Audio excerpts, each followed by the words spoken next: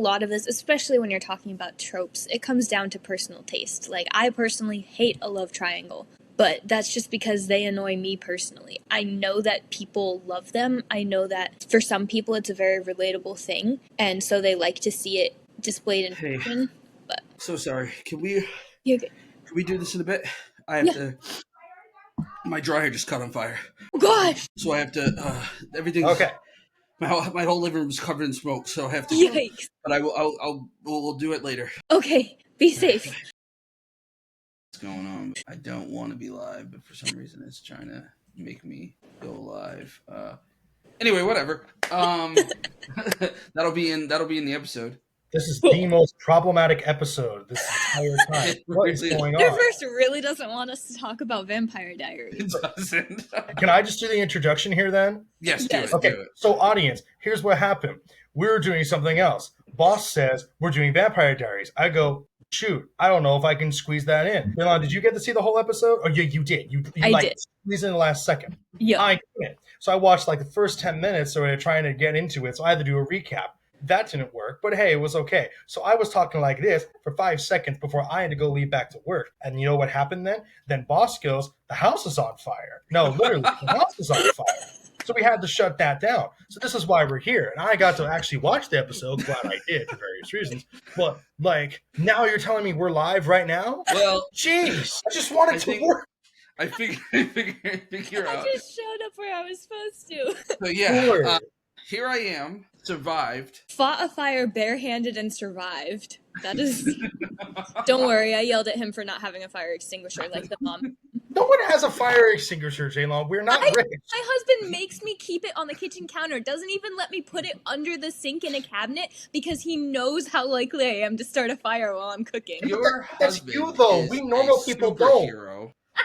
We grab water from the faucet and just go and hope for the best. Exactly. Your husband's a superhero. He's a military man. He does, obviously he runs into danger. He has things like a fire extinguisher. Us mere mortals, though, do not mess with this kind of safety crap. So yeah, so that happened. And as Charles mentioned, it was a crazy moment for me. I tried to put out a fire with my bare hands, then was dumping pot of water on it, and then that wasn't going fast enough. So I used the sink squirter thing to try to shoot at it. It was a whole event. So I almost became a vampire, and that is... As the fire's going on, somehow a vampire comes into your house uninvited, starts there, then bites you. And if we're going by the classical version, then as you're trying to put out the fire, you drink some of the vampire's blood. Listen, this is my origin story. That's not what you turn into a vampire by a fire. In fact, why would a vampire go to a fiery house if they could? Fire's the weakness. It doesn't have to make sense. It just needs to have happened. I'm sorry, folks. I am so bent up. Yeah, I am too. So basically, this is our second time trying to do this episode. So we're gonna technically 3 because I just stopped us in the middle of the last one a second ago. I thought we were going live. And a panic attack. So technically, this is the 3rd time we are doing this episode. So Big 3. As we that was about to be 4 because I almost hit the X on this window and closed us out of here. So. It's the Curse of the Vampire Diaries episode. All that to say, let's jump right into the actual thing. What did you guys think? What did you guys think of the episode? I was very pleasantly surprised because you had prepared me for the worst melodrama ever, and so I was like bracing myself to cringe. But I was very surprised. Like, yes, there was cringe, but I was prepared for it. So it was less distracting from the actual story. And I will say I haven't watched a lot of TV pilots because I'm really bad with TV shows. But this was probably the best pilot I've ever seen as far as it very much intrigued me. And I really wanted to watch a second one. But I had to pay for it, so I wasn't going to dig myself into the hole where I was paying for every single episode I watched. Fair enough. I recommend, if you're going to do it, just get the first season. You won't be disappointed. The first season is fantastic. The first and second seasons are, after that... They're great, but, they have their flaws, significant flaws. But they're things you can get past because by that time, you've fallen in love with the characters enough that you're like, okay, I can deal with this because I like seeing them. But yes, Charles, what about you? So now that I got to see the whole enchilada, for one, my criticisms are, by the way, it's not a 2-story high school building. It's a 3-story high school building. I was wrong. It was even worse. My joke, audience, was that I'm like, why is it every time in TV shows, high schools are always 2-story buildings? In movies, they're always 2-story buildings. Have you ever seen a 2-story high school building? I have. Shut up. No, I'm talking about like really, really. But I have. I'm real. Yes, I know. Shush. Always that one person. I'm like, that's not the point. You get my gist. But I mean, so that's I'm weird. one of those people, but I get it. So help me, God. I'm so sorry, but it's true. I did go to a 2-story high school. I went to a city, like a big city. So I mean, okay. So I was gonna say that's fine. So like in Spider-Man, where his high school was like 2 stories. Okay, that's fine. Yeah. Because it's New York. That's fine. But like, where is this? Mystic Falls, Virginia. Yeah, because like the teacher's like this close to like going like the South will rise again or something. By the way, this teacher, bro, what the like? I get it. It's a teenage girl show, whatever. This teacher was getting on my nerves, bro. I'm like, shut up, Mr. Tanner. And again, Yeah, I know it's the point, and I've seen worse. I get it. But like in the context of you let yourself fall into the show, I'm like, bro, shut up. Who's the main gal? Elena, yeah, like I'm sorry, Elena. She did actually turn out to be that pretty interesting, but I still stand by my point. Parents dead. She lives with the aunt. She even goes to visit the parents in the grave, and I still stand by my point. I'm like, why is this Lana Lang from Smallville? She's got the dark hair. Yep. Really weird. Yeah, but she actually did work a little bit more than that Lana Lang. I did catch, like I was watching it. I text you guys this, but I'm still standing by my point. So your friend says something. I'm like, did she just? And I rewind. I'm like, did she really say it? And I put the subtitles. I'm like, yeah, she did just say tranny mess. And I was like, gosh dang it. I'm like, what? No. So that wasn't great. And then like, I swear, dude, I don't understand. Bear with me here. Bear with me. How come this show is as white as bread and there's one black gal, and everyone else is white? But now, first of all, you can't say that. Shush. Let me explain. What I'm saying is, I don't understand. I never have understood why the marketing is, if we're going to sell to teenage audiences, the only, by the way, everyone looks like they're in college, by the way. Like everyone looks like, I know I said that before, but I'm recapping for the audience because that episode, that portion is lost forever. The footage shall never be aired. Yes. In the vault. Yeah. But like, I did actually have this weird thought. I was like, wouldn't it be more interesting? Wouldn't high schoolers want to fantasize about college? But I think the reason why these types of shows for teenagers are about high school is because they get to drink. Conversation later for another time. But I think they still get to live at home and have that kind of like, no, daddy, I love him kind of a stressor. Because once you're in college, there's no longer that suspense thing. So I think that's why these things are so in high school. But I'm like, why does everyone look like they're in college? But my issue with it is, I feel like there's this idea in the media that only upper middle class children, white children, can have trauma. And I'm like, you haven't walked around the block. What are you talking about? So that's just kind of an annoyance. But this is about TV. But yeah, otherwise, I actually kind of really liked it. Who's the guy that plays the main vampire? Not the evil brother. That's Damon. Stephen. Paul Wesley, yeah. He actually played his voice. I thought, because it was the era. So I was like, he's got the code. He's got the, hey, he's going to do the, nah. But he didn't. And I was like, that was really nice. And as the story went on, I was like, oh, no one is playing this really intensely. They're playing it kind of just right. So when Elena's brother comes in with the gal, and I was glad she didn't die. I was like, oh, that was really interesting. He felt like he actually cares about this lady, and everyone's little teen melodrama was like, oh, this actually feels pretty solid. It feels like we're actually, in the moment. We're not making it too big, not too small. It's just right. And I appreciated that. And I liked the vampire-ness, and I liked everything that was going on. And I was like, yeah, this is really interesting. What exactly is going on here? This seems kind of cool.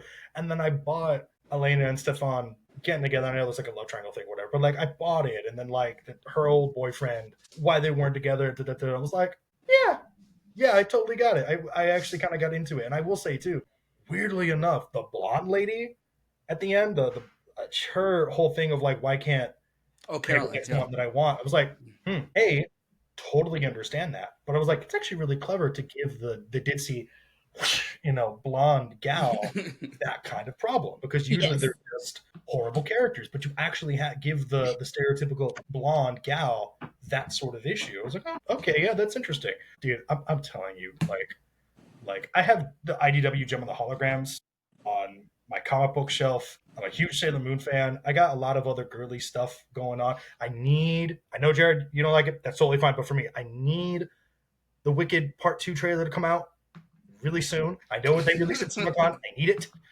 So I have much more like girly taste now and etc. But it's so weird. I never would have watched this or given it any credit back in the day. And again, not because I was bad. I was never a jerk. I just had a very, very naive vision of what art meant. And I think a lot of it had to do with me really wanting to be something that I wasn't, in terms of not wanting to be me. It's like, well, the intellectual people, that the real authors of the world, the authors of the world, would never watch the Vampire Diaries. Patrick Stewart would never be watching the Vampire Diaries. That kind of thing. And I think it wasn't a pretentiousness. It was this longing to have a ship that was my own. So I never would have watched this or given it credit, which is really sad, because I'm glad I did. I'm glad I watched it. I was like, yeah, this is really good. The episode ended and I was like, I want to see what happens next. Yeah. I love it. I love that you guys said this. I was so expecting you guys to come in here and just shit on it and just make me just be like, ah. Two things. One, it didn't treat me like I was stupid. You can have melodrama, that's fine. I don't like melodrama that treats me like I'm stupid or thinks it's more important than me or itself or whatever. Also, second of all, I totally did hear the 2010s, I forget what band cover, of Running Up That Hill. Yes. Yes. Yes. To high school. Because everyone now, they're like, what is her name? Kate Bush. Oh, I love Kate Bush. It's from Stranger Things. I'm like, that's fine. That's fine. That's how you found it. That's really cool. But you don't know shit about fine. placebo. However, I was into this song. I was into Kate Bush and the cover long before that happened. Yeah.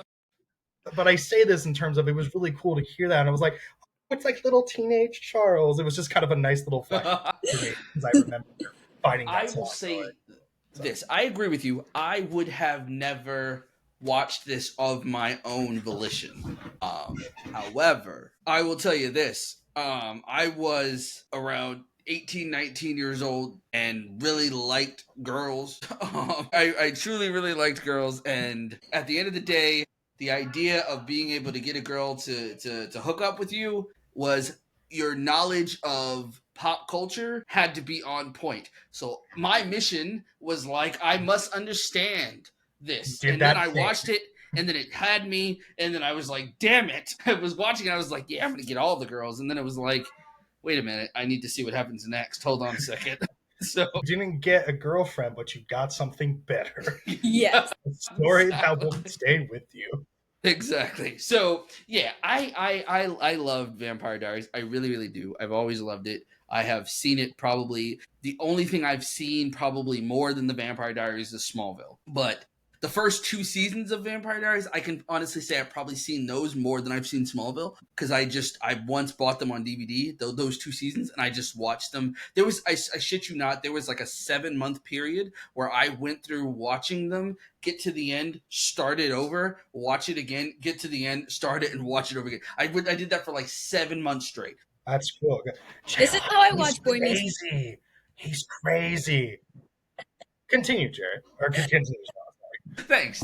So I will tell you this. I will not promise not to spoil things. I'm going to spoil all of the things. So just please know that if you're not interested in spoilers, you can turn off the podcast now. Also, you should have watched this. The show has been off the air for like, I don't know, 4 or 5 years now. So get with the program. But it's fine. I'm not mad at you. I'm not mad at you. I am a little, but it's fine.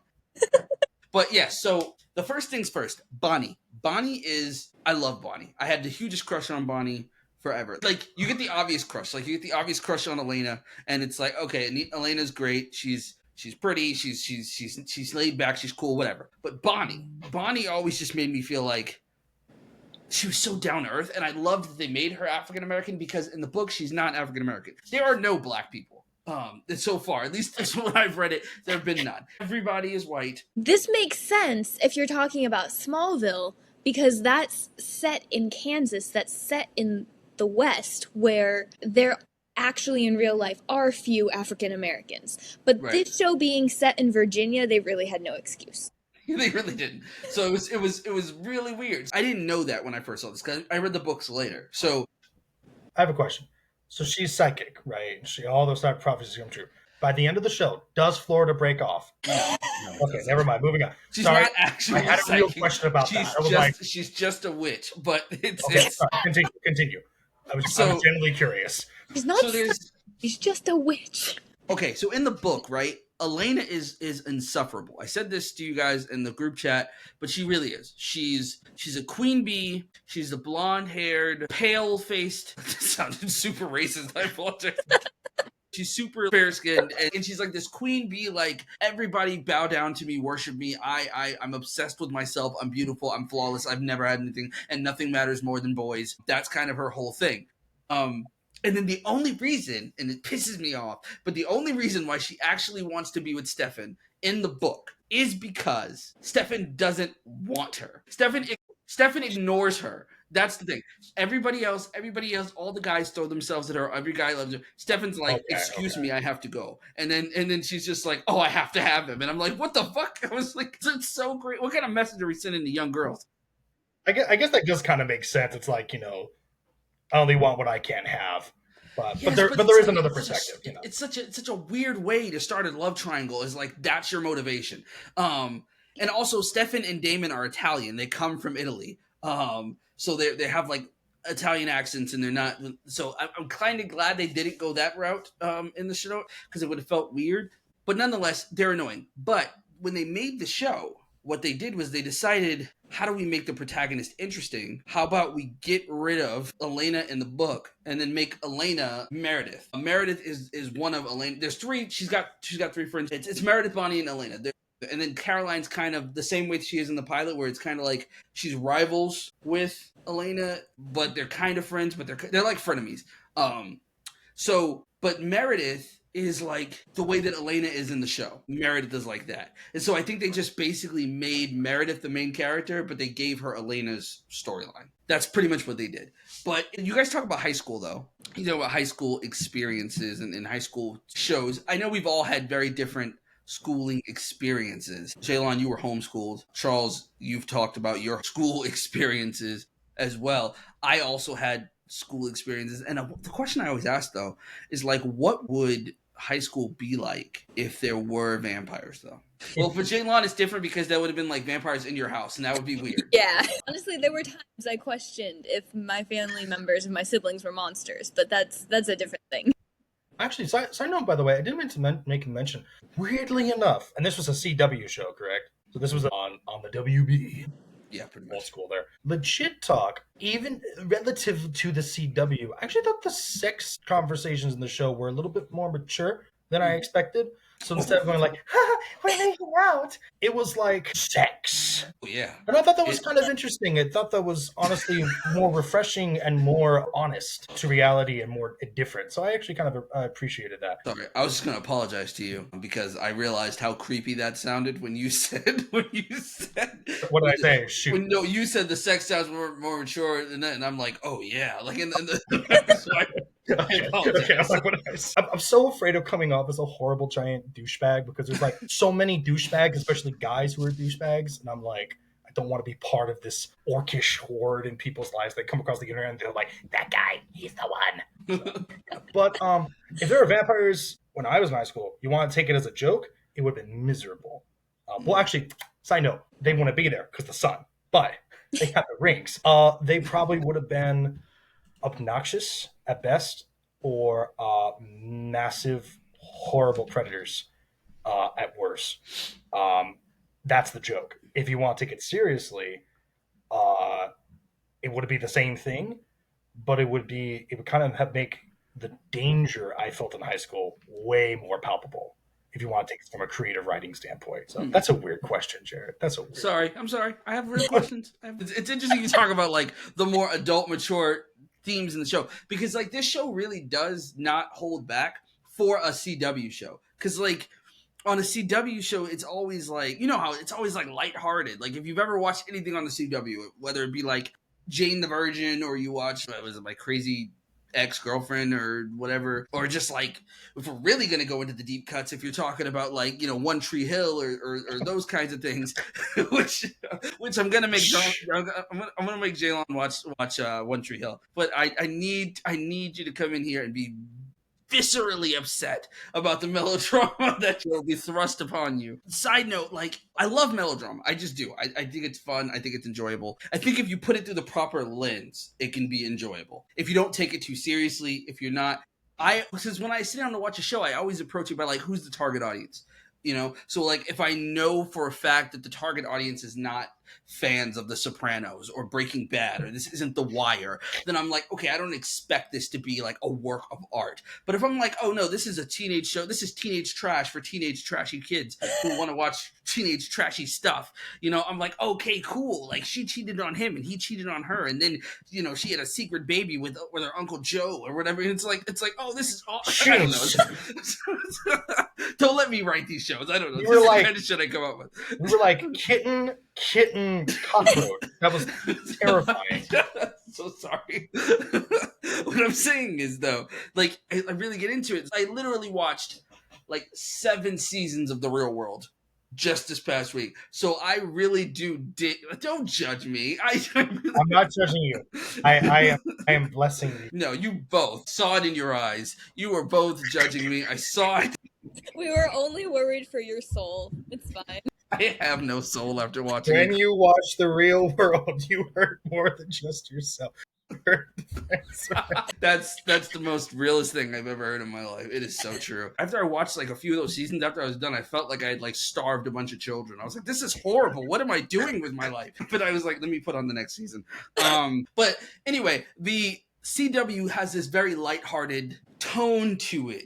But Vampire Diaries was just like, oh no, we're showing blood. We're showing people getting ripped up. People are dying. Like in later seasons when Klaus comes, it's horrible. Like there's literally a scene where Klaus compels these 2 teenagers in a gym.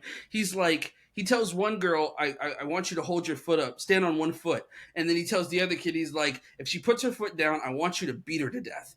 And then he just leaves, and he just leaves the gym.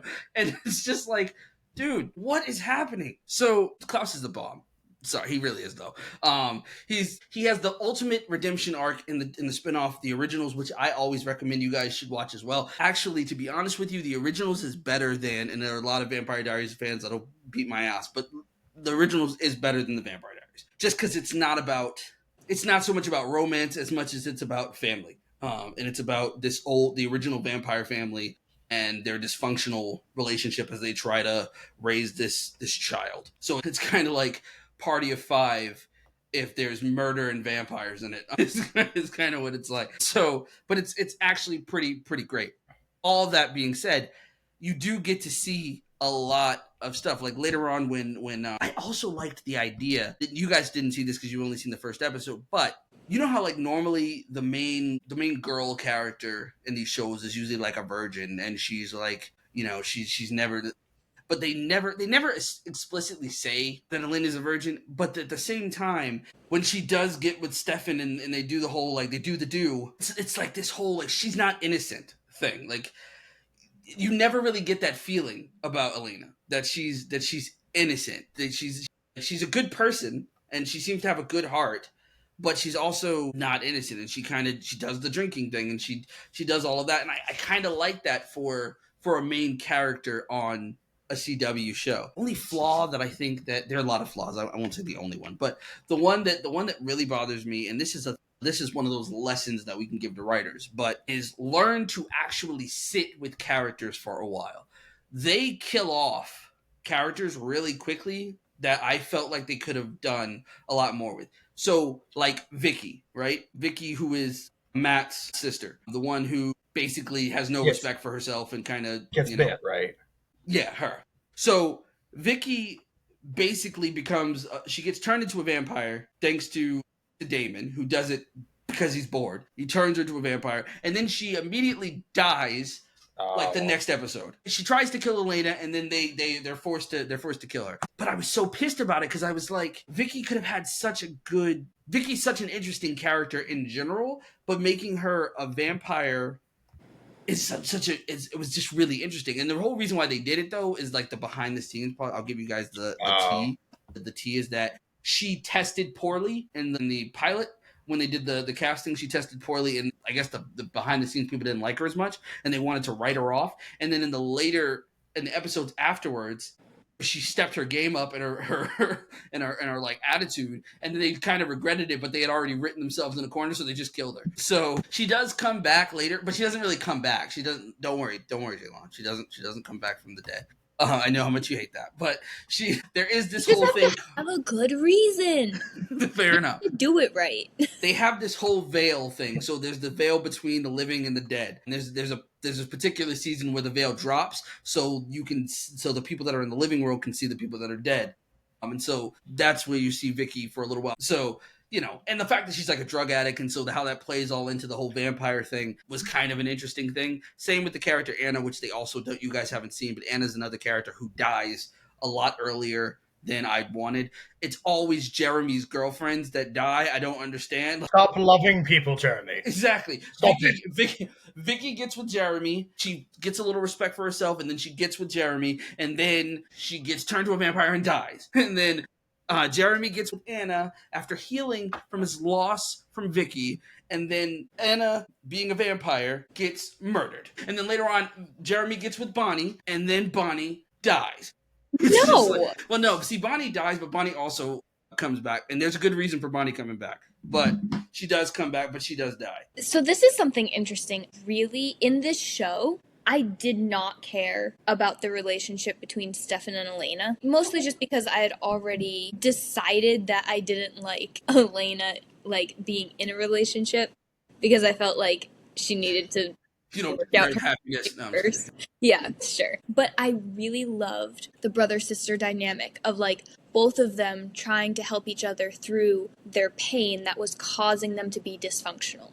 And I wanted to see more of that. I'm glad you noticed that. That's good, because they do that. They do more of that. Their relationship is, I would be lying to you if I didn't say that the love triangle aspect of it is very much a part of it. However, it doesn't really become a triangle until season maybe 2, end of season 2 is where it starts to become, because basically Damon's main motivation is getting Catherine back, and that's what he's in love with. Catherine, he wants Catherine, that's who he wants, and he's totally fine with Stefan having Elena as long as he has Catherine. But then when he figures out that Catherine isn't in the tomb and that she's not trapped or whatever, that she really was just hiding, she pretty much ghosted him for 145 years, and he's pissed about that. Then he's like, okay, well now I kind of want your girlfriend, Stefan.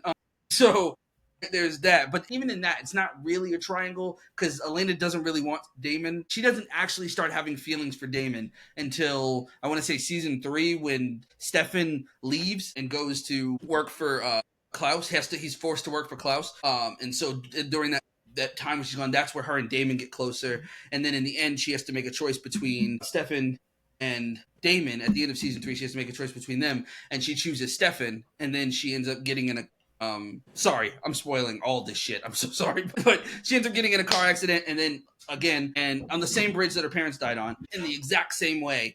And you know what? Also, Stefan is the one who saved her from the car accident originally and let her parents die. He didn't let them die. He just couldn't save them all, so he chose her. But ultimately, the same exact thing happens, except this time, she tells Stefan, don't save me, save Matt. And so she dies, but she has Damon's blood in her system, so she becomes a vampire. So then she realizes, I don't like the person I am. I mean, the person she is as a vampire is not the same Elena that she is when she's a human, and that's where she realizes that she's better with Damon, and that's where that all goes. So, but it's fantastic. It's actually really good. It's really fantastic. And don't worry, Stefan, for those who love Stefan, Stefan doesn't end up alone. Ironically enough, can you guess who Stefan ends up with? Bonnie? Dude who he was living with. He's a vampire, by the way, correct? Huh? What? His uncle Zach? The guy who brings the newspaper to him. That's his uncle. Is he a vampire? No. Okay, because when I thought he called him uncle, I thought it was like a weird age thing where it's he was younger, but he's been a vampire longer. So technically, Stefan is Zach's uncle. Yeah, I thought so. But yeah, So, yeah. so And Zach he don't worry, he's is dead. He into dies. vampire? He's not a sorry, but no, he's not a vampire. He's a human. Okay, yeah. So he ends up with him though, right? No, wait, because that's family. Never mind. So no, this isn't the Ironically Godfather enough, Part 3. But boom. the answer is in the actual pilot episode. It's actually Caroline. Okay. Who's Yeah, Caroline 'cause again? the blonde girl that's at the end of it. Because the one that he says when, and it's funny, it's ironically in the episode because when he's like, Caroline, you and I, it's never gonna happen. And ironically, he ends up marrying her, and then he Honestly, died. that's how you know you're gonna marry someone is when you tell them It's never gonna happen. Yeah, exactly. But yeah, so then he turns human and then he dies.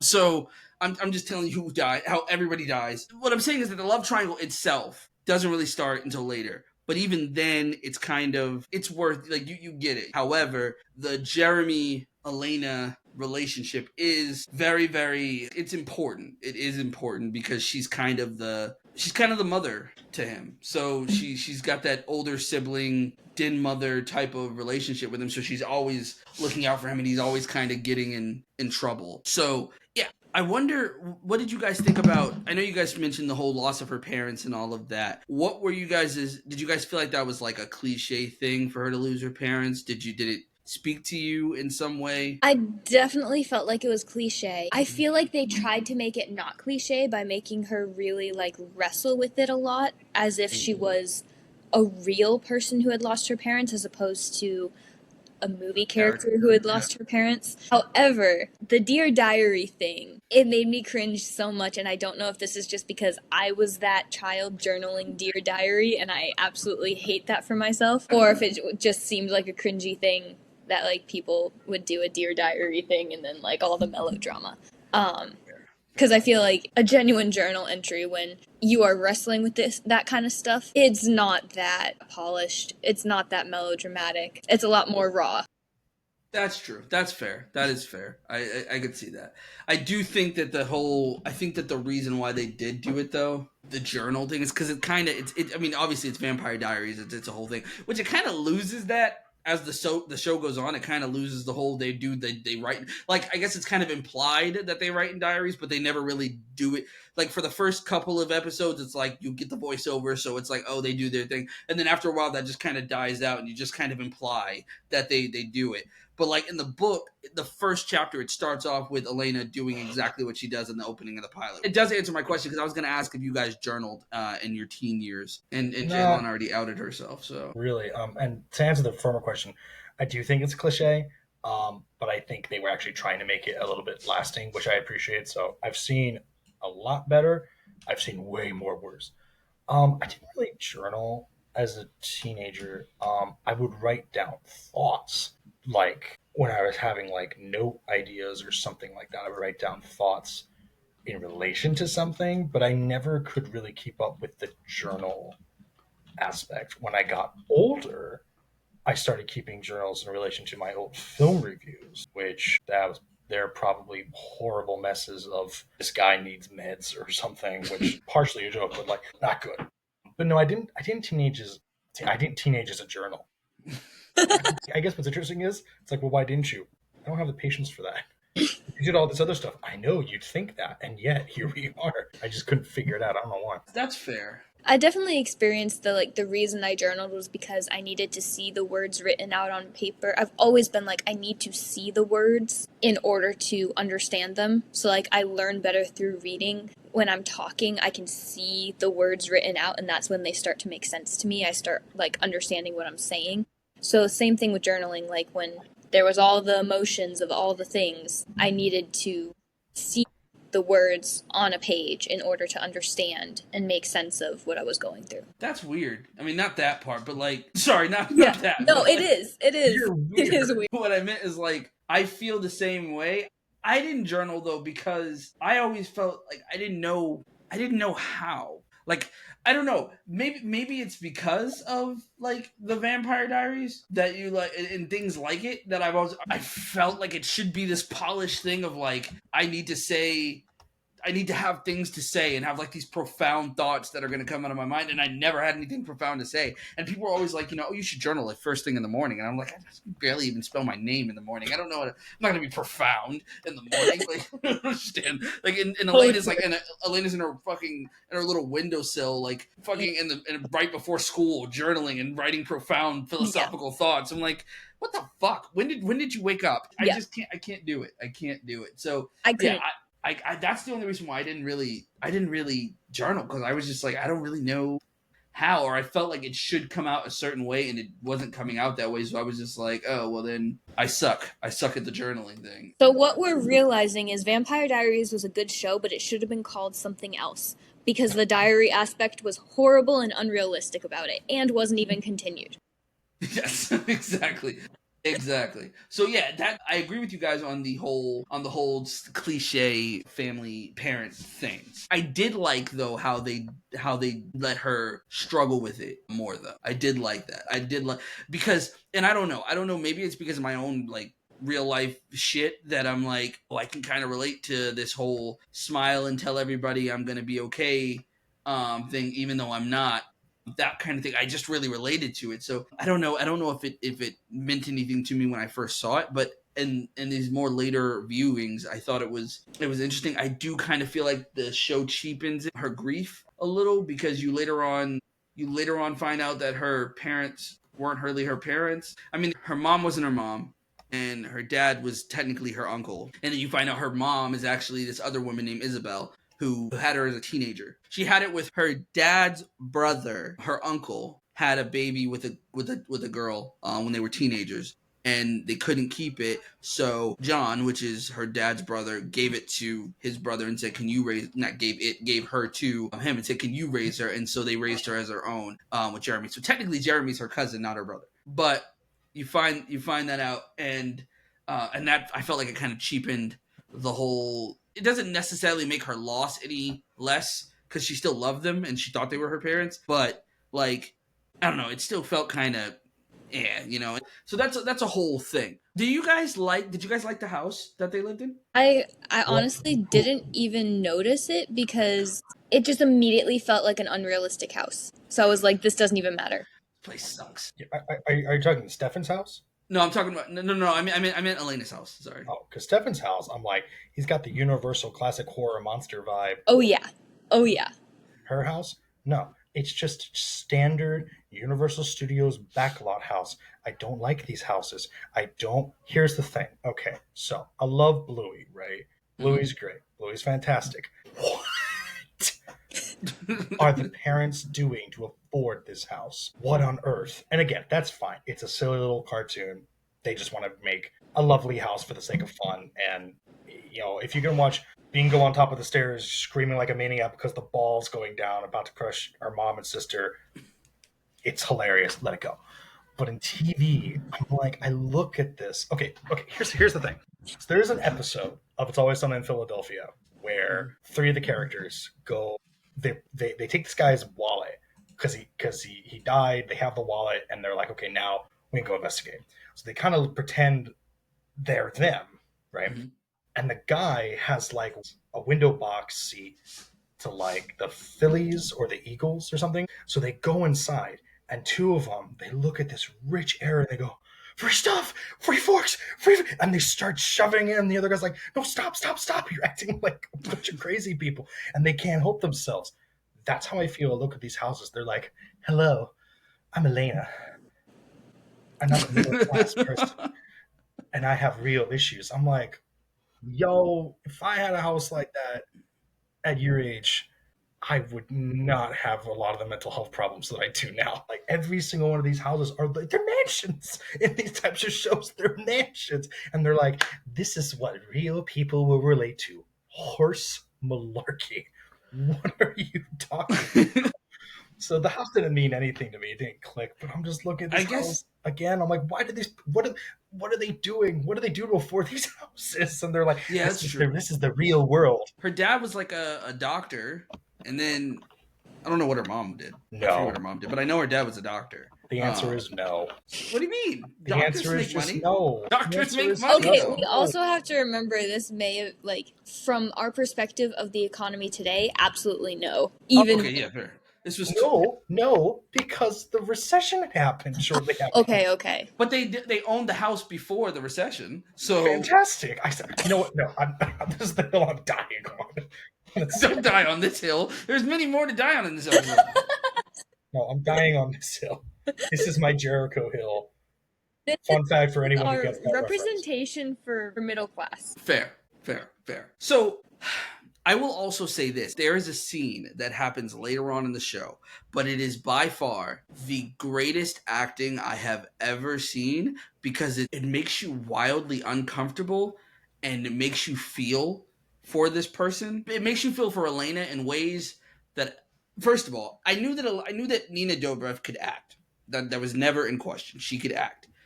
But do you ever like see a scene where like there's an actor and they can act. Obviously they can act here. They're doing a good job. But then you see them do a performance that it's elevated to a level that's just unbelievable. There is a scene in this show that I will share with you guys that you'll see what I mean. It's just, she did the damn thing. And then she burns down the house.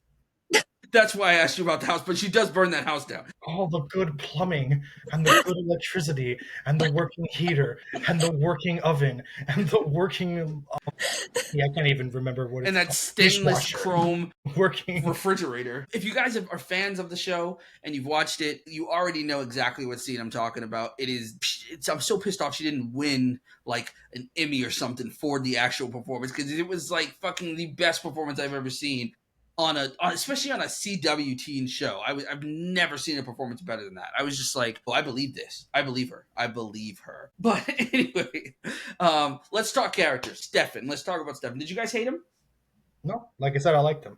Yeah, I thought he was. How I liked him. That's fine. I like Stefan now, but when I first saw Stefan, I hated him. I hated him so much, and it wasn't because he was like bad or anything.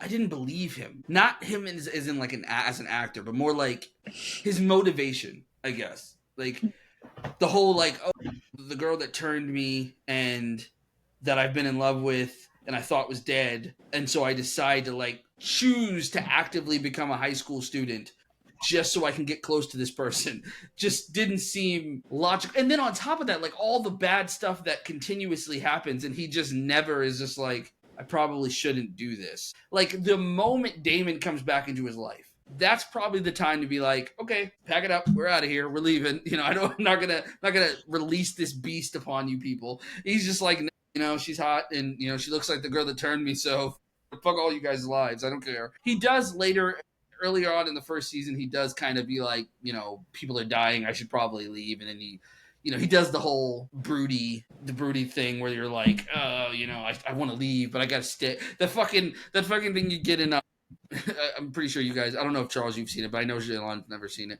Like the 50 Shades of Grey, that 50 Shades of Grey line in the movie where Anastasia is like, she's making fun of Christian and she's like, you give me all these mixed signals. You're like, leave, go away, stay away from me. No, come here. No, stay away from me. And I'm like, it's like the perfect description of like all of these like toxic fucking dark romance characters where it's like the bad boys like, I'm no good for you, stay away from me. But no, come here, let me. And Stefan does that, and I hate that he did that for like, he does it for like a couple episodes where he's just like, I'm bad for you, Elena, I'm terrible for you, but I can't stay away. It's like, oh my, This is par for the course. Any vampire story, honestly. Exactly. No. She's got a point. It is. She does. You gotta watch Emperor's New Groove where you were not getting these references. It's on the list.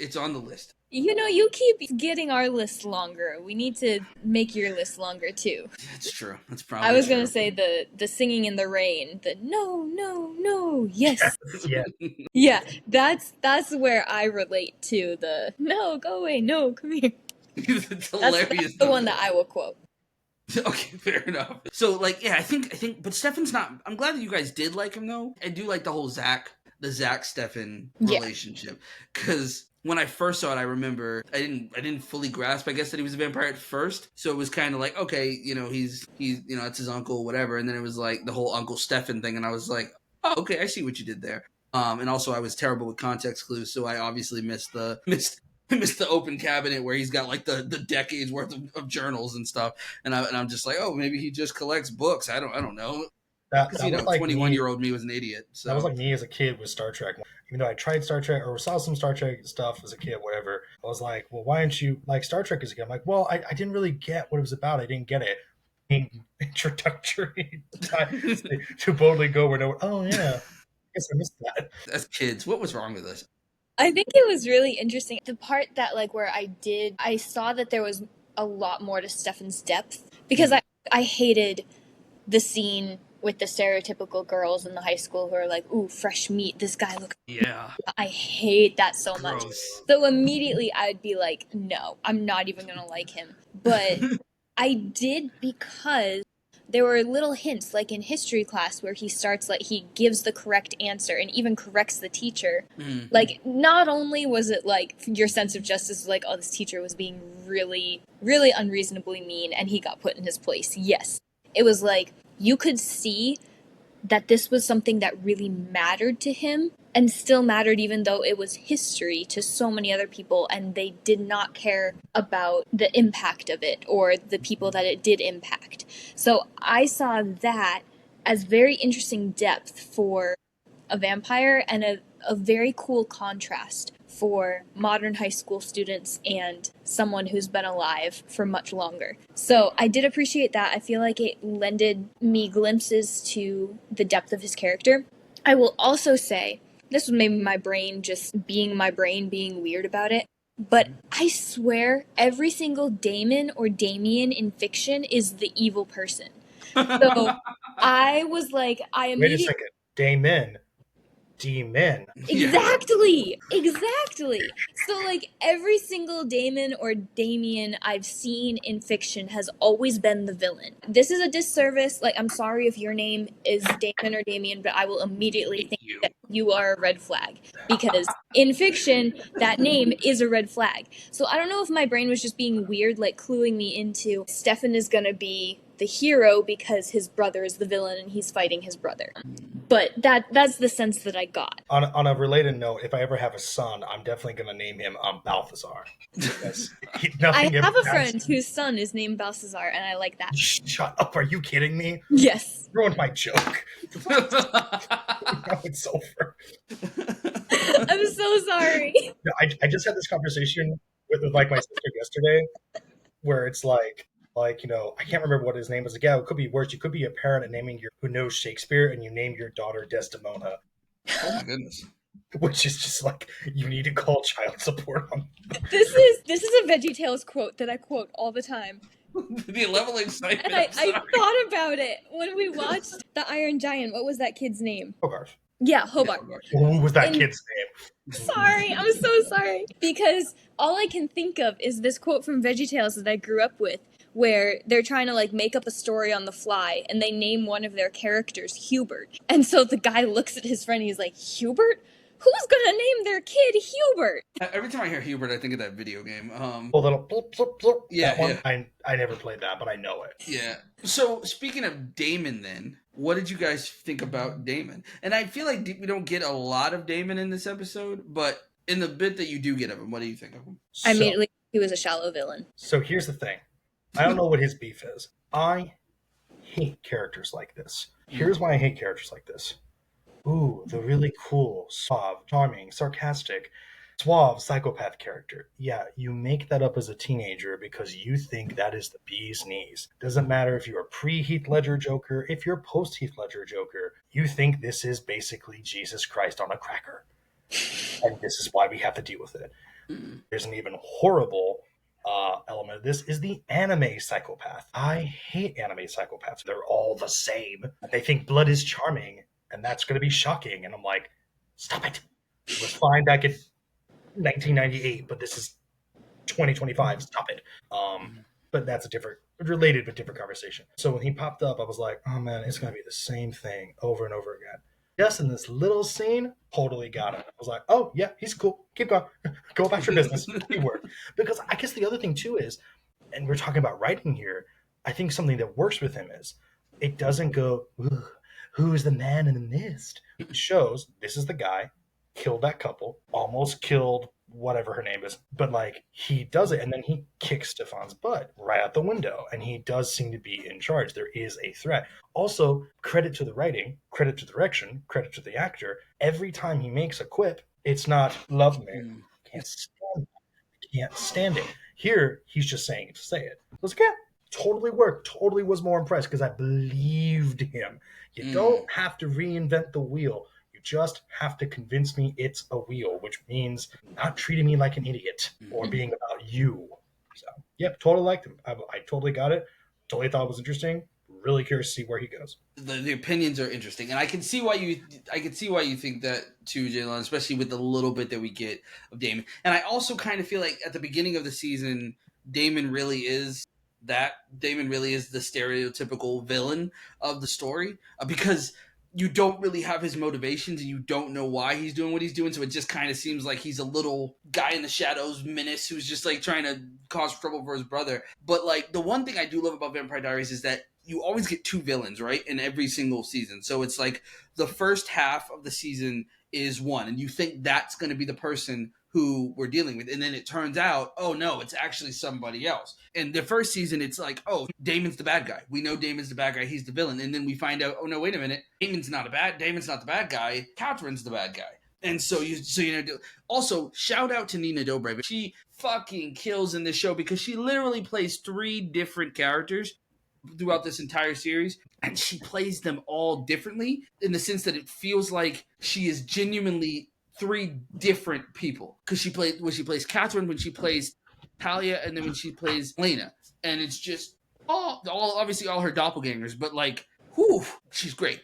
Stefan does it well too, because Stefan also plays Stefan doesn't play 3 characters, he plays 2, but nonetheless they both do it really well. But Damon, the thing about Damon is that I love how Damon grows, because even in the book, Damon is he's sadistic and sociopathic, and he doesn't care about anybody. But then you slowly start to see that there's more to him than that. And in the show, you see it even more, because you start to see, oh, he's everything that he's doing for, in his mind, for love. He believes he's justified in all the things that he's doing because it ultimately is going to lead to him getting the love of his life back. And that's what he ultimately believes at first. And then his misery, his promise to make Stefan's life a life of misery also has real roots, because it's like, it's easy to think, oh, well, Damon's going to be the villain that's like, oh, twirl my mustache, I'm going to cause you trouble. But it's more about the fact that Stefan is the one who convinced Damon to turn to a vampire. And then when he found out that he thought that Catherine was dead, so he thought that he was going to have to spend his eternity without the love of his life, and he blamed and resented Stefan for turning him and making him turn. And so now, and the other thing that's really interesting about Damon is that Damon, you get the sense that Damon really loves being a vampire. But there's this one scene where Damon has like this existential crisis where he's contemplating killing someone, and he's having the conversation with the girl that he's going to kill, and he's like, it's when he starts to realize that he has feelings for Elena, and he starts to say, like, I'm torn because I can't be who I am and still be the person who she wants me to be. And then he's like, if you want to know what my secret is, I miss being human. I miss it more than anything in the world. And it's his shield that he wears all the time, that he just loves being a vampire. He doesn't mind killing. But deep down inside, he genuinely misses being a human. He genuinely feels guilty, and he genuinely feels bad about the things that he's done. He spent so much time turning off his emotions and doing all of that. But like, you get the feeling, he says it himself, that he's turned off his emotions, and so that he's now just he's heartless. But you find out later on that a majority of the time, his emotions were on the entire time. He just pretended like he didn't. And the first crack in that armor that you really see is when Vicky dies, and Jeremy just kind of like is not losing it, but Jeremy's like broken because of the whole thing. And like Elena tells Stefan to wipe his memory of the thing. And Stefan can't do it because of the whole, like you see in the pilot, if you don't feed on human blood, none of the tricks work, right? It doesn't work the same way.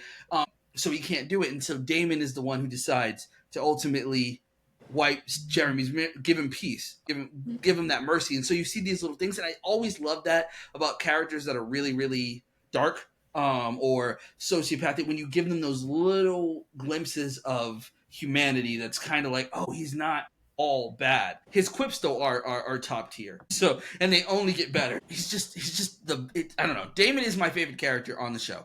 Always has been, always will be. I always wanted him to end up with Elena. I've always wanted him to do all those things. Bonnie's the other character I think we should talk about a little.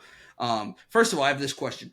The part where Bonnie is driving the car and she says, "See," and then the fucking bird hits the window. Did anybody else laugh at that part? Because I was dying. Every time I see that, I fucking die laughing every time I see it.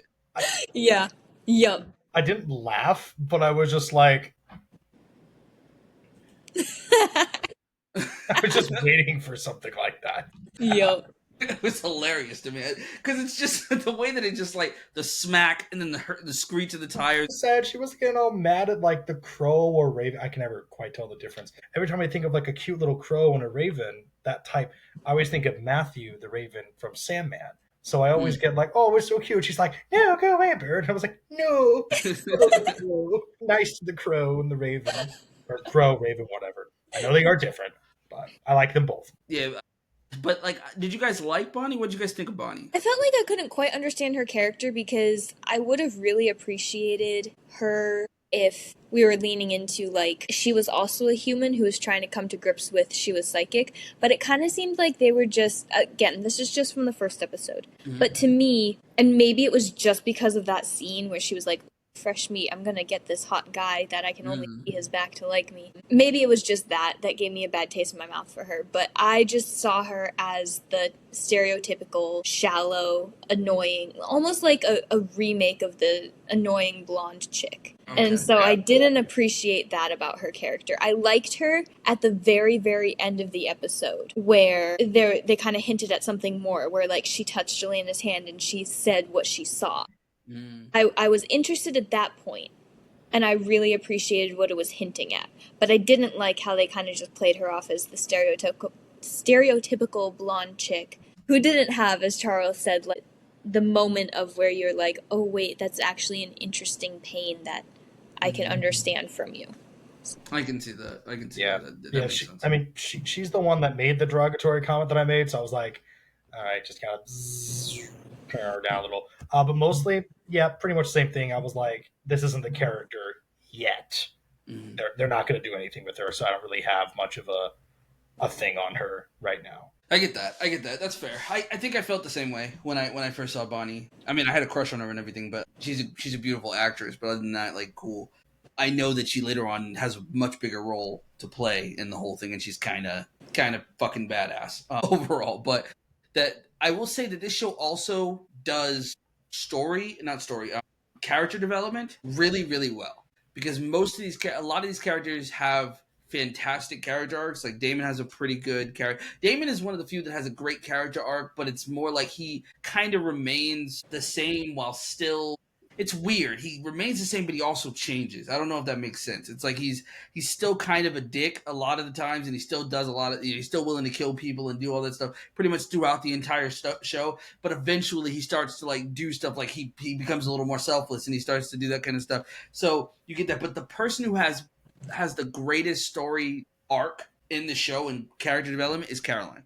Caroline is the best character because she goes from this ditzy blonde, insecure, neurotic character to like this confident, sure of herself vampire at the end. But it's weird because she's very. It's like they actually say that line. They're like, being a vampire agrees with Caroline. It's almost like it makes her a better character. But she's like, it's one of my favorite character developmental things that I've ever seen on the show. Last question I'll ask you about this though is, why do you think grief is always the starting point for supernatural stories? Because I feel like that just happens in all of them. That's an interesting question. I wonder if it has something to do with what we were talking about earlier, Jared, when we were brainstorming ideas for a new story.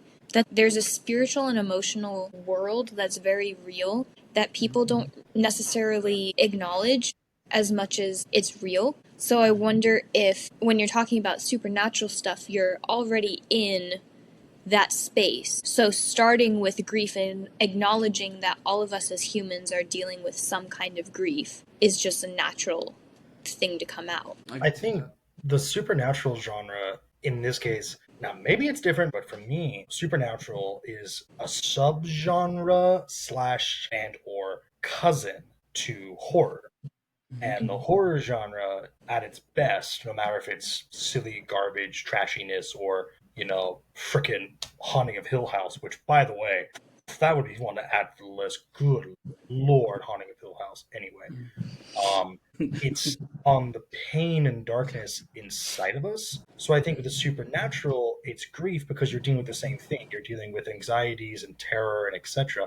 I think the supernatural genre, this is just a theory of mine if off the top of my head, does grief because supernatural often people think vampires, werewolves, but it's also ghosts, the dead, the afterlife elements of that. So I think that's why it can usually do grief, because even vampires are the undead. They are not dead, but they're not alive. So I think off the top of my head, that's why the genre will start with stuff like that, because you're dealing with the horror genre's analysis of pain, but you're zeroing in on grief, loss aspects, is what I would say. I can see that. That's an interesting thought. I agree with that. Grief in general and tragedy both are, I think they're inherently a part of it, because when you align them with death, like you said, it's a logical place to start. I also think, though, it's kind of a softball way of doing things, because I feel like, imagine if you had like a supernatural story that started more on a positive note that slowly becomes a tragic thing. I don't know if it'd be more interesting, but I just think it'd be a different way to go. And I think you have to work a little bit harder to tell that kind of story, because I know it's not only that, it's that thing of like, oh, if I start off with grief, you start off a character that I can feel sorry for immediately, and therefore I'm automatically invested in their journey to feeling better, as opposed to I see them at a high point. But I think you can invest in a character that you're just happy to see them happy. There are plenty of times where I'll watch a show where a character's having a good time or they're having a happy moment, and that's the opening of the show, and it's like, and I'm smiling and I'm glad that they're having, because we're human, so we're naturally, not some of us more than others, but most of the time we're naturally empathetic, so we empathize with characters doing things that, we see someone happy, we feel a little bit happy, we see someone sad, we feel bad for them. So I think you could definitely start off a character with a more positive place and then kind of go from there. Or I don't know, maybe that risks it becoming campy. I think it's an interesting note about character arcs in general, because to begin any character arc, the character needs to have a problem that they need to have solved in order for us to be invested in their journey. So yes, the problem doesn't always have to be grief, but a lot of times, even just having a problem, no matter what it is, causes grief. Because grief is a wider thing than just loss. So you can be grieving something even if you haven't lost it. So, say she had family members who maybe she had her mother and her father, but maybe they weren't the greatest parents for her. So she would still be grieving, but she's grieving that life isn't the way it's supposed to be. And she's grieving that need that she has isn't being fulfilled, as opposed to like she's grieving a loss. So I think that it depends on how you define the word grief. It depends on how broad your perspective is. But most stories, in order for us to be invested, it can't just be a flat character arc. The character has to go on a journey. And in order to push them along that journey, something needs to change for them by the end. And that thing that needs to change is because it's messed up in the beginning. So in that sense, every story should start with some kind of grief or some kind of problem. That's fair. I mean, I guess maybe a better word would be every story starts with a grievance, maybe? Sure. Yep. Yeah, so I think that, that's logical to me. How do you think this show could have been? Well, before I say that, let me say this. This pilot didn't feel scary, I did get the gothic feel, the gothic horror light. It was almost like it was dabbling in the gothic horror thing, but it wasn't like going all in on it. I mean, again, CW, so you're balancing more of the teen angst and drama more than you're going to do the let's be scary type of thing, which is a drastic difference. Not a drastic difference, but it's kind of a difference from the book, because in the book, it's more, I wouldn't say it's terrifying or anything, but like it had a far more gothic horror type feel to it. Like there's a scene, the scene where Elena is in the graveyard in the pilot is far more. It's a little creepy with the fog and the crow, and then she runs into Stefan, and there's that, and then it suddenly becomes kind of a teen angst romance thing. But in the book, that very scene, Stefan's not in the scene. It's Meredith, Bonnie, and Elena, and they're walking through the cemetery. She's talking to her parents, and she leaves, and it's dark, and she's like looking at this baby cherub, this realistic baby cherub that's headless, and the head is placed right next to the body, and then like there's this fog that comes in, and then there's somebody watching them, but they don't know who it is, and there's this mysterious black thing that flies into the woods, but they don't know what it is, and then somehow Bonnie goes into like this weird trance of like staring off into the distance, and they don't know what's wrong with her, and so it's way creepier than the scene in the show. And I was like, I wish that they did more of that in the pilot. I wish that it felt more, I don't know, I think I might have liked it more if it was more horror based. I'd really love to see a CW show do a horror type thing, and that's never going to happen, but I wish that they did. But I wonder what you guys would change or do differently to elevate or enhance the pilot if you could do it your way. Personally, it's interesting too, because honestly, I did feel there was kind of a sense of danger, like at the party. I was like, I don't know, I think something really bad is like gonna happen. It felt there was a little bit more threat because it wasn't like, oh no, what happened to those two drivers? In the opening scene, they get mother bleep a bit. They're dead. So I think that was a really solid detail. I think mostly not really the tone per se. Like a little bit of the tone, a little bit more horror like that. Like maybe make the crow more actually frightening rather than just clearly a little cute bird they had on set there. But to that end, mostly I would say aesthetic in the filming. Very, very bright. Very, very brightly lit. It has a very comfort TV look. If there are more shadows, if there are more interesting cuts, more interesting pacing to let atmosphere grow and have atmosphere at all. Because as a reminder to the audience, because again, this was in the Lost episode, for whatever reason, at my current place I'm at, I live about 20 minutes away from where they shot some stuff for Stranger Things and 20 minutes away from where they shot some of Vampire Diaries. None of this place is the gothic universal horror monsters that I would want it to be. So I think honestly, this has less to do with writing so much as the filmmaking. Gotcha. Is what I would do personally, off the top of my head.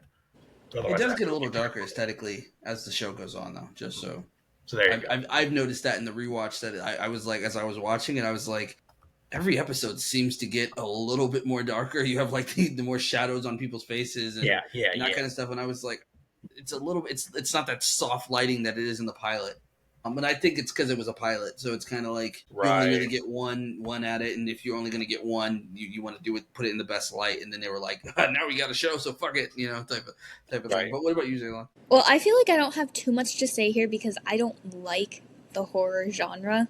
I genuinely am a wimp, and so that opening scene for me was genuinely scary, and I did not appreciate it. And then it just kind of felt like the fog was like, they were making it scary on purpose, and I knew they were trying to make it scary on purpose, and I was mad about it. I was like, stop playing with my emotions this way. So I will agree that, like, if it's supposed to be a horror show, make it a horror show and don't have it try and be High School Musical and a horror show. But if you're trying to do, but if you're just trying to do a gothic teen drama, then in general, I'd say that, they did a decent job.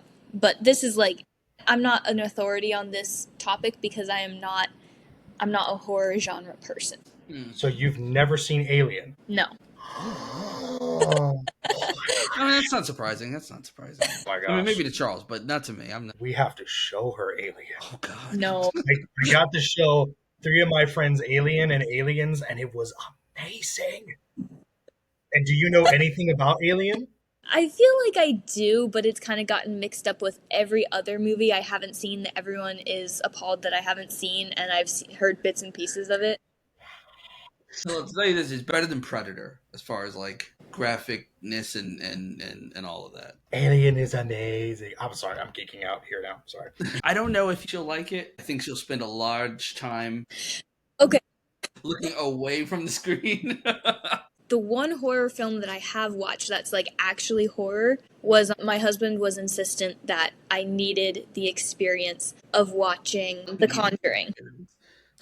Oh yeah, that's pretty solid. It's a good horror movie, but If you It's can handle The hilarious. The Conjuring, whole you might I- probably be able to handle Alien. she Because should. Conjuring is I like, think she can handle it. I think you can handle Alien. I just think Okay, it's whether or not you want to. Is the yeah. See, question. because at the end of The Conjuring, I've rarely ever experienced the emotion of anger, but this film made me experience true anger. Like, I was so mad by the end of the film that I had just sat through it, that it Oh. existed, that, like, I couldn't even tell you why. I was just so angry. And so I think I was an absolute goober to be around for the rest of that day because I was genuinely mad at everything. Yeah, I did not appreciate the experience. The Conjuring is like a genuine horror movie in the sense of like jump scare type yeah. horror. Alien is more survival horror. It has a lot of jump scares, trust me, but Yeah. it's more about these characters trying to survive this thing. It's kind of like Jurassic Park in that sense, where it's just like, you know, you're trying to survive this nightmare that's happening. Thinking about like why I don't like horror movies, and this isn't just like I don't do gore in general just because I don't have a strong stomach. That's not something that I enjoy. So I'll look Evil down. Dead. But another thing, like I really have a hard time with jump scares, and I'm thinking about it, and I wonder if it's because in my life, the things that have left a lasting negative impression on me have destroyed my ability to have a experience of adrenaline that's actually enjoyable.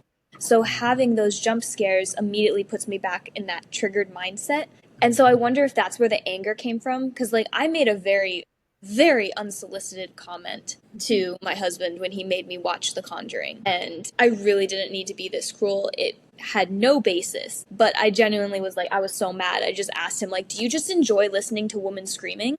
Oh my god. So, like, this is the kind of anger that I had. Which And I he was went. like, that was so unfounded. Oh, yeah, I could tell. Like, I passed the line with that comment.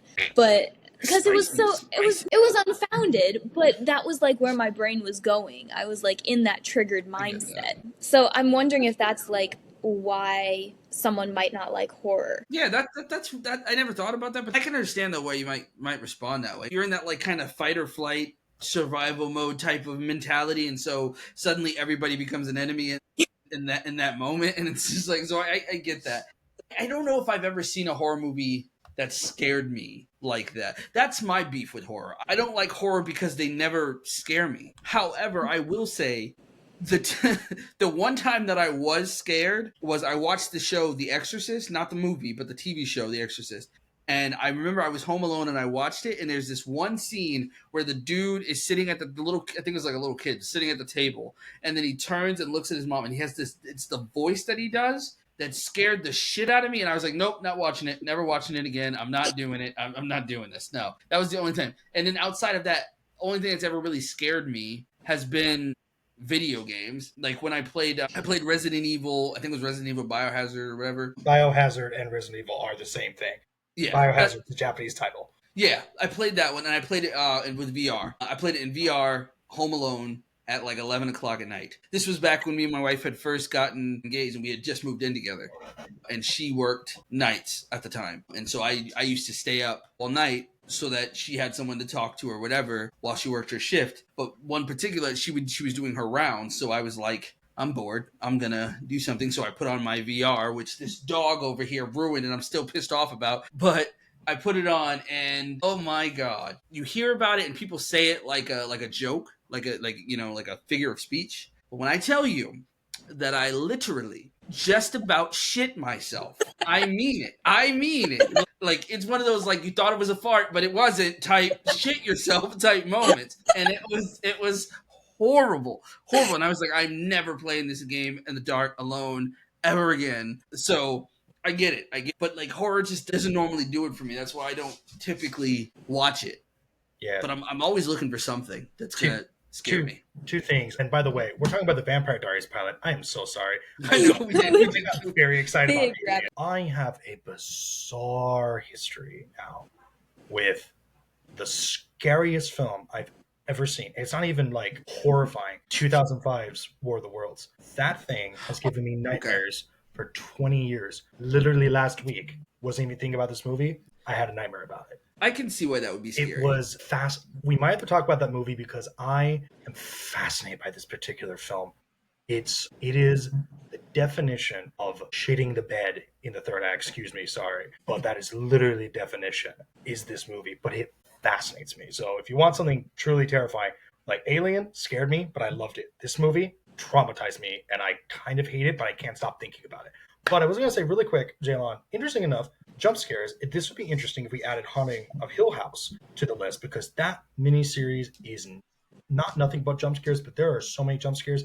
There's a jump scare in that show that it made me shake. Literally, I just shook like this. It was so terrifying. But Yeah, I don't like that. But it's not cruel. It's not making fun of you. And ultimately, there's so much more to it, to where I would even say the jump scares are kind of part of the thematic tapestry. So that'd be something interesting. Sorry, I got very excited because you brought up the horror stuff. My apologies. No, well, Vampire Diaries. I do enjoy this pilot. This horror conversation counts because two things. I have a real question for you both, but also, if I ever decide to be cruel to either of you on the show, the only cruel thing I will ever make you guys watch is not a horror. I mean, technically, it's listed as a horror movie, but it's not.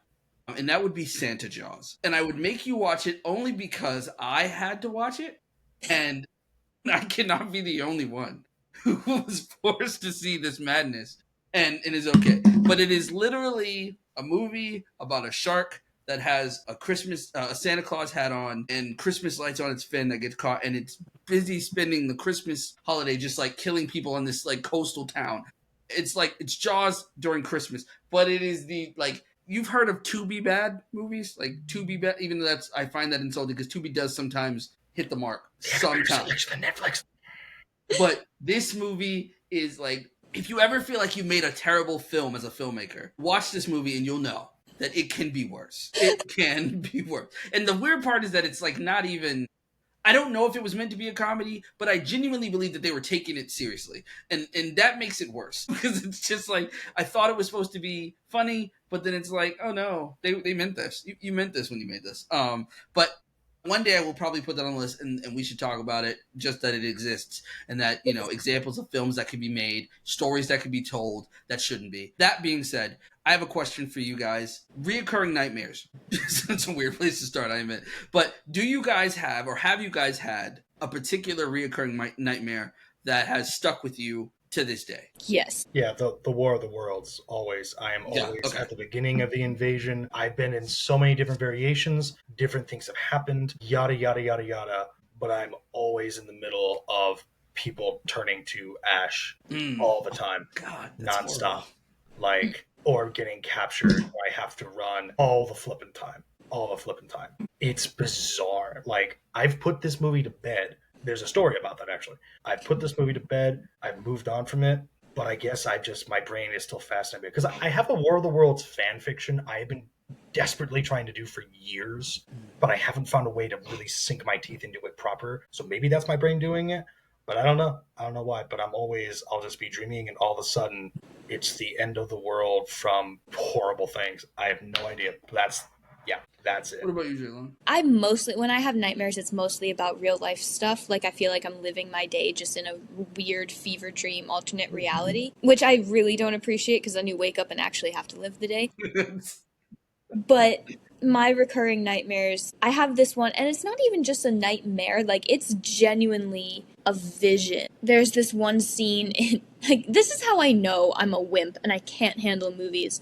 When I was at 8 years old, I watched the movie Ace about the police dog, and it was kind of a kid's movie. I should have been fine, but no, I was not. And there's this one scene that I have this terror where every time I'm home alone, I'll round a corner and it will be in my vision, or even when I'm showering and I close my eyes because soap gets in my eye, it's in my vision, and I get genuinely scared where you turn around and the bad guy's face is just there. That's a jump scare within itself. Yeah. So that's still a vision that I have. It's not even when I'm sleeping. I'm 25 years old and I still get scared to round a corner in my house when I'm alone. It's really stupid. I feel like such a wimp. This is interesting because I don't have a recurring nightmare. It's happened once, but I still see it clear as day. There was one time, this is when Batman Beyond was on TV, and there was an episode where there's this kind of cloaked, almost like Mask of the Phantasm-esque looking figure. Turns out to be a teenager. Spoiler, because I can't remember exactly what it is. And I saw this as a kid, and I was on the TV, and I was like, oh, that was cool. Yeah. Went to sleep. And I had this nightmare that I had to run down the hall, and there was the bathroom at the end of the hall, and there were stairs, right? And I was running down the hall, and this figure came out of the darkness in the bathroom, stood there. Didn't even terrify me, but he was there, and I fell down, turning at the top of the stairs, and I woke up. Ever since then, long hallways really creep me out. That's just a thing. Not because long hallways intrinsically scare me, because, ooh, googly bog, but it's that idea of that dream, that nightmare, that one nightmare. So I understand your point, and I find that fascinating. Yeah. I feel like nightmares are like I've only had one recurring nightmare my whole life, and it's weird that those nightmares are always like it is like the real life thing is always the scarier thing. For me, it wasn't a real life thing in the sense of like the thing that I was afraid of wasn't a real life thing that could exist, but the place that I was at was a real life place. I used to live on the street in this apartment building when I lived in Boston when I was a kid, and I was a big mama's boy. So like I would always sleep in my mom's bed as often as I possibly could. Whenever she would let me, I would make sure I slept in my mom's bed. But I always had this dream that I would wake up early in the morning and look out into the hallway, and it's always something weird about a dark hallway. But I would look out in the hallway, and there would always be this weird skeleton that would just come walking out of the hallway into the room that I was in. And it was never at night. It was always like a 7 o'clock in the morning type of thing. And it would just always do it. And it would always stop right at the door. And then that would just be, and then I would wake up. And I've had that dream, same apartment, haven't been in that apartment since I was like 8. But I've had that dream repeatedly again and again and again. And so, yeah, I don't know. It freaks me the fuck out. Like, life is scary in general. Like, nightmares are nuts. I hear people like talk about like horror novels and stuff like that. Those I don't see how anybody like does that either, because I'm like I can't imagine being afraid of something I'm reading on the page. Because it's your imagination for me. Horror books are terrifying in that sense. That's where I get my big love of horror is comic books. There is a description in Alan Moore's run of Swamp Thing of a woman turning into a raven. Terrifies me. And I read it in the dark, totally in the dark, where I was at the time. Everyone was quiet. It was asleep. And I read this in the dark and terrified me. So words have that power too. That's true. I think people like horror because they want to feel something in a world where sometimes we are really, really numb. And I think you just want something to shake you up a little bit, I think. Like you said, life is scary enough. I don't need any help feeling scared in life. Don't make me feel it. Don't make me feel anything. I'd rather be numb. No. Yeah. I hope that they do that for the Twilight TV show, because supposedly there's supposed to be a Twilight TV show. A cartoon. I'm so excited. I hope that they make it a little bit more horror related. I mean, I know the Twilight books aren't really horror per se, but I just feel like vampires should be scary to an extent. I mean, my vampires in my story weren't necessarily scary, so who the fuck am I to talk? But I'm just saying, like, I still think that in essence vampires should be. I like when a vampire is scary. I think that's kind of cool. All that said, let's do our lightning round real quick before we get out of here. Here's a question. Would you rather be immortal but heartbroken forever, or live one passionate year and then die young? It is better to have loved than lost than never to have loved at all. Fun fact, everyone always thinks, and I thought this for years, so as far as I understood, I've read it, so I've read the actual text, so I really hope I'm right. Everyone thinks, oh, that's about a guy and about his woman. It's not. Lord Alfred Tennyson wrote that about the loss of his dear friend. So it is much more than just, my woman is dead. But truly, I used to think, well, that's just fancy talk, but I've lived long enough to know it's true. Truly. So I'm stealing his answer. Okay. I think I want to be immortal and heartbroken forever. Just because I'm perpetually sad anyway, so it wouldn't be a big difference. It's on brand. Exactly. I get to do this shit forever. My soul gets to be dead forever. Cool. I have a social media account, an Instagram account, brand to keep going. What's up, fam? It's me, you depressed vampire boy. Still thinking about her.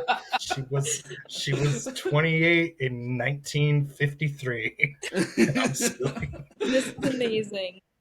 Would you rather Imagine be you have that legacy though. You just pass on the Instagram account to the person who comes after you, and just That'd be like hilarious. it Just lasts as long as a vampire's life cycle, but it's just humans.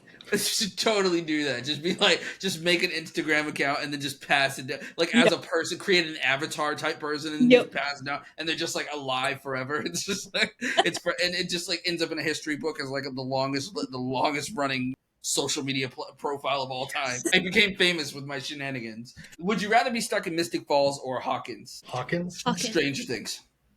I don't know that, so I have no opinion. Honestly, Mystic Falls. Me too. I think I'd rather be, yeah, cause yeah, no. As The soon as upside down, hell no. yeah, as soon and like the government messing with things like Yep. right in your backyard. Nope. I'm Demogorgon my ass the fuck out of Do you here. ever wonder if you're living at the government and screwing you over? Do you ever get the feeling that where is your place near a nuclear missile silo? Do you ever have that fantasy in somewhere like in your neighborhood? Like there must be a nuclear missile silo, but where? I've never thought about it, but now I'm gonna think about it all the fucking Okay, time, yeah, and I hate it. Welcome to my life. I apologize. I think about this. I did live like maybe 5 hours away from Yellowstone when I was in Wyoming, so I did always think like The when it volcano. finally erupts, I'll Yeah. I'll Whoa, die. wait a second. You're 25. Well, after the Cold War is over, and you had when? There's a lot to unpack there. I mean, I do spend an ungodly amount of time thinking about what would happen if, like, at any moment a nuclear bomb just goes off in this country somewhere. Like, I think about like what would happen and how that would happen, and how like there's really very little that can be like if you watch 24 or whatever, they make it like they're able to stop it no matter what. But like, really, you I don't know if you really could stop that. I also go to that website that does the whole estimations of like nuclear fallout on the map to see how far you have to be to, so you have to put in like the type of bomb that it would be, and then you can see whether or not you're dead or not. So I often do that as well, like a lot more than I'm proud to admit. So I'm always like, as long as a bomb doesn't go off here, I think I'll be fine. But if it does go off here, I'd rather be a little bit closer so I can just be instantly incinerated and not have to feel a thing. And not grow like a third head. I mean, a second head, but I only have, you know what, forget it. If you were in the cast of Vampire Diaries, would you consider yourself to be a brooding love interest, a comic relief, or a surprise killer? I suck at comedy. I suck at being a love interest. So probably surprise killer. That would in fact be a surprise. Fun fact, one of the very first drama productions that both my husband and I were in when we were in middle school, we both played the same character in a murder mystery play. He was the murderer and I was like this shadowy version of him that did all the nefarious things and like had the shadowy voice. And it was funny because as much as like there's a huge size difference in us now, back then it was even worse. I'm like half his size and trying to play the same character. It's the little shadow.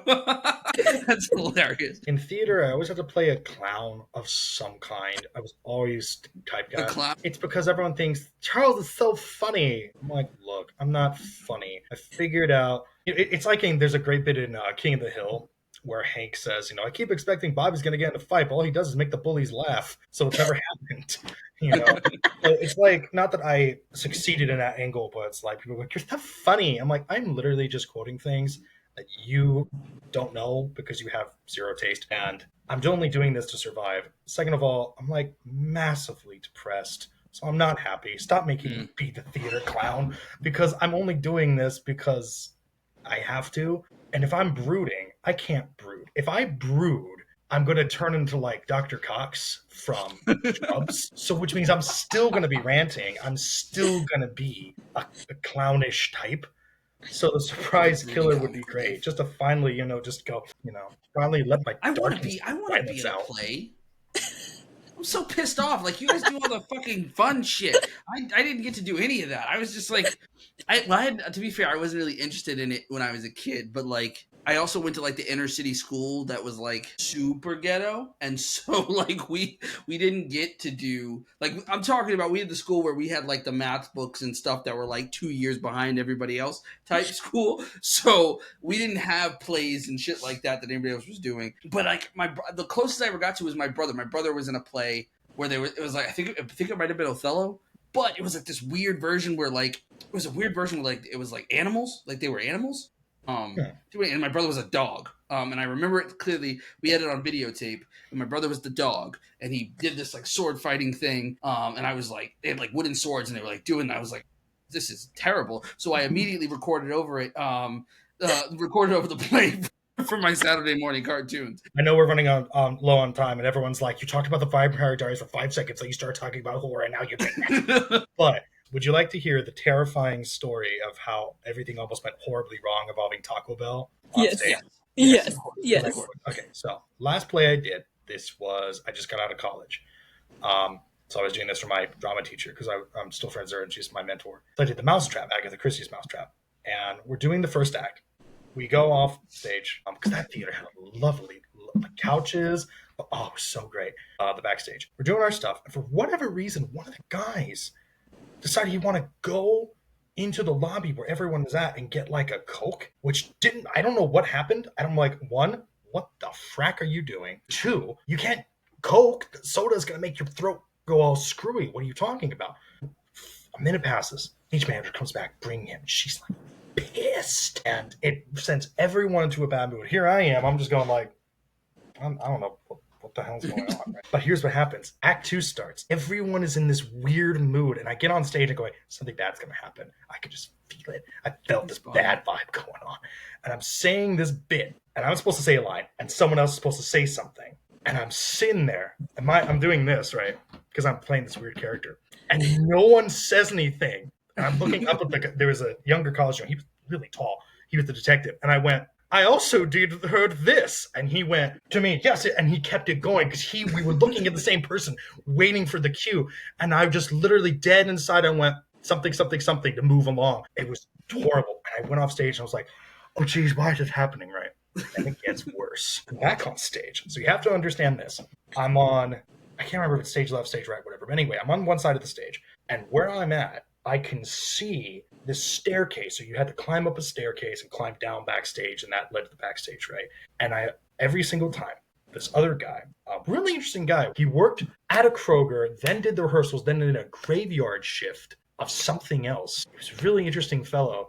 Favorite movie, Sound and Music, and he told me he wanted to read like all of Origin of Man, whatever the Charles Darwin book is. I can't. Origin of a Species. Really interesting guy. I got along with him. But every time, so I'm supposed to hold the scene down with the 3 actors are on stage. And I always saw him coming down the stairs, right? He was always on top of the stairs. And I'm doing the bit. He's not on top of the stairs. I can see it. Keep doing the bit. And he's not doing it. I'm like, oh God. And I'm running. I'm like, how can I BS my way through this? So I start saying my line very loudly, very pronounced. And then finally I hear, thank you, God. And then he tells me later, he goes, I'm so sorry. He goes, I was stuck in the bathroom. There's this burrito that he had before that went right through him at the worst. and then finally that show ended, that performance, and it was over. But it was the worst thing. I was this close to life being a catastrophe twice in the same act. Oh man. There you go. That was the fun story I was holding off on. I'm glad I never had that experience. However, I still want to have done a play. Yeah. I suck at remembering things. I want to be like a tree or like a goat or something where I don't have to actually talk. But like I want to be on the stage just like, you know. Watch Jared end up in a musical even though he hates musicals. Yeah. I've been in one musical, which I talked about. That would be horrible. Don't want me singing. You don't want me singing. Unless the musical is called, Jared and the no good, terrible, horrible voice. Final question for you guys. What teen drama did you grow up obsessed with? Or did you at all? High School Musical. Damn it. Every freaking time. That was the only melodrama I could handle. I hate and love in equal measure drive-by steals of stuff. She's like, High School Musical. You said lightning round. I'm playing lightning round. That was super lightning. So lightning it almost burned my house down again. No, I'm just kidding. Too soon. See, the thing is I was such a traumatized dealing with, as Juice WRLD would say, real shit, never tell a lie stuff, that I didn't have that stuff and I didn't do it. And I was such a geek. I was like such a super duper geek that I was more into like my stuff, like I said, about like Buffy the Vampire Slayer, Ultimate Spider-Man, that particular version of the character. Like I dealt with more of that stuff, and a lot of genuine teen drama stuff came along from like what my mom was watching, or like my mom and sister at the time. So like I've said about Twilight and stuff like that. But off the top of my head, I was kind of into Everwood at the time, which was also a WB show, I believe, with Gregory Smith and Shreet Williams. And there's some stuff in that show, but yeah. There's some stuff in that show that actually kind of stuck with me. Early Chris Pratt. There was a funny line he did where he's like super young on that show too, where he's like, there's always something on TV, and he flips it and some nature documentary and goes, see, pandas. So that's kind of a line that sticks in my head. It's a really good choice though. Nice. Very nice. And you're right that it was actually WB, but before, because I think it was on before it became CW. I think mine would have to be One Tree Hill. I think One Tree Hill was the one I was obsessed with. And that was because of Sophia Bush and Chad Michael Murray. It's called One Tree Hill. Don't do it. Don't do the Sophie Bush. Don't do thought it was a hill with one tree on it, but you're telling me it stars someone named Bush. Bush and One Tree Hill? That's amazing. It's the town. The town is called Tree Hill. And I don't know where the one comes from, but it's called One Tree Hill. And Sophia Bush is in that show. So Sophia Bush every time I fucking say that to somebody. So somebody's Bush, always like, her name was Bush and it was called Tree Hill. And I'm like, stop it. Don't do that to me. What is her character's name? Brooke. Like a river? Like a river. Iconic. It's just nature. And Chad Michael Murray. I love Chad Michael Murray. I've always liked Chad Michael Murray. Chad? I don't know how that could relate. He's the only Chad that I ever liked, okay? I guess Chad kind of sounds like chives or chive. Or there's like that one vegetable that sounds like kale, but it's not, but it's like Chad. I can't remember. Anyway, this joke has gone on long enough. Swiss chard, right? Swiss chard. Thank you. Yeah, chard. So yeah, Chad chard. Okay, now what is that? Hold on. Someone gave Jared a vegetable. It was a conspiracy, man, to like make kids eat vegetables. Or teenagers, I should say. We have so devolved in this episode. And not alone. I deal with children. He got in a fire. That was the best stray bullet that I've ever taken in my life. That was perfect. Oh my god. Spicy J-Lon, I'm telling you. Spicy J-Lon. The longer the episode goes on, the more spicy J-Lon gets. This Swiss chard business. Okay, so wait, hold up. I see a chard. It's called the chard. But then if you make it into a meal, then it becomes a Swiss chard, I guess. So chard. It just looks like lettuce. Yeah. It looks like red lettuce. Yeah, pretty much. I'm offended by this vegetable. Anyway, sorry guys. Spicy J-Lon entered the chat, and now we have to go. We have to go before she kills us all. She's a secret. She admitted she was a surprise killer, and now she showed it. She showed us with that sniper shot that she took to me across the. It was like an episode of Scooby-Doo when you pull the mask off and we reveal that it was J-Lon all along, and she would have gotten away with it if it wasn't for Charles. Man. Anyway, guys, I hope you enjoyed this episode and didn't lose your mind like we did. We did talk about Vampire Diaries a little bit, a good amount. I went a little crazy because I loved it so much. This was my episode to do that. I'm sure that when we do our Lord of the Rings episode or whatever, Charles will have his moment. And yeah, I guess that's it, guys. Thank you for listening, and we'll talk to you guys next week.